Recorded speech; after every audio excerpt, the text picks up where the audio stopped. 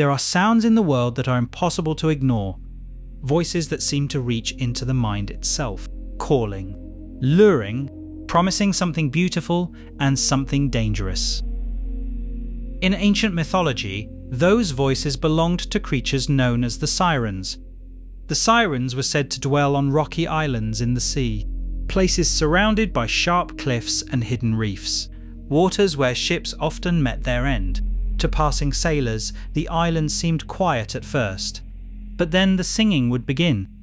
Soft, beautiful, irresistible. The Sirens' voices were unlike anything human ears had ever heard. They promised knowledge.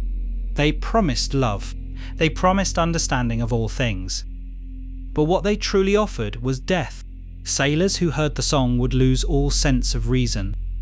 They would steer their ships toward the sound, toward the rocks, toward destruction. Their ships would shatter, and the sea would claim them. In early Greek mythology, the Sirens were not always depicted as mermaid-like figures.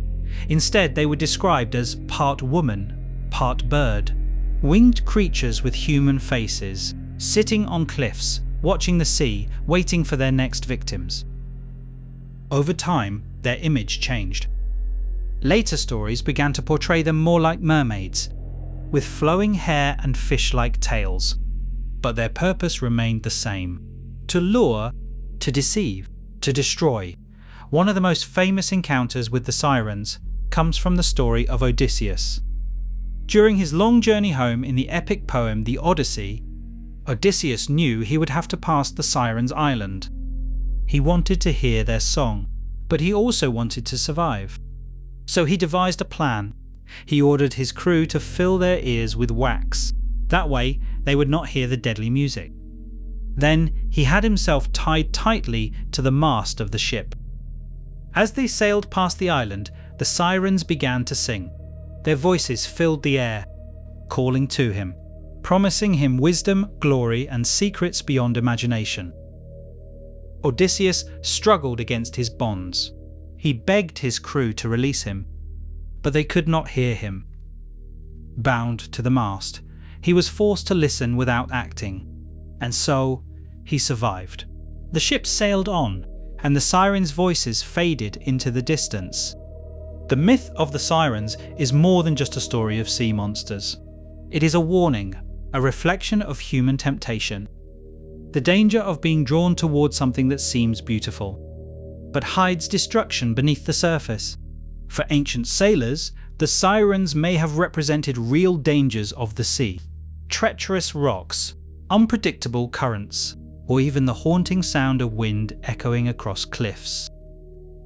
But on a deeper level, they symbolized something universal: the idea that not all that calls to us should be followed, that sometimes the most dangerous things are the ones that seem the most appealing.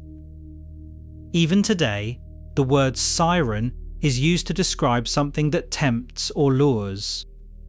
A reminder that the story still resonates, that the warning still matters, and that the line between desire and danger can be dangerously thin.